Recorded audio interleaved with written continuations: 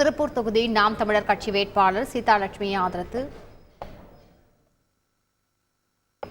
நமக்கோவை பழைய கோவையாக மாற இந்தியா கூட்டணிக்கு வாக்களியுங்கள் என கோவை திமுக வேட்பாளர் தெரிவித்திருக்கிறார். கோவை தொகுதி திமுக வேட்பாளர் கணபதி ராஜ்குமார் பல்லடம் சட்டமன்ற தொகுதிக்கு உட்பட்ட கணபதிபாளையம், பொன்னகர், அவரப்பாளையம் ஆகிய பகுதிகளில் அமைச்சர் சாமிநாதனோடு தீவிர வாக்கு சேகரிப்பில் ஈடுபட்டார்.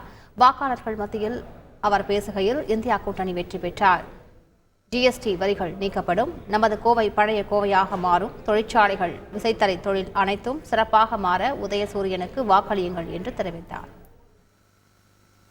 இந்த ஜிஎஸ்டி போன்ற நம்மை கொடுமைப்படுத்தக்கூடிய அந்த சட்டங்கள் எல்லாம், இந்த வரிகள் எல்லாம் நீக்கப்படும்.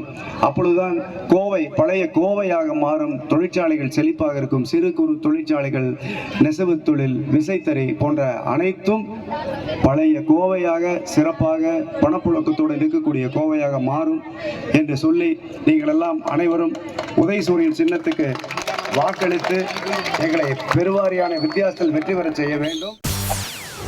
செய்திகளை உடனுக்குடன் தெரிந்து கொள்ள உடனே சப்ஸ்கிரைப் பண்ணுங்க.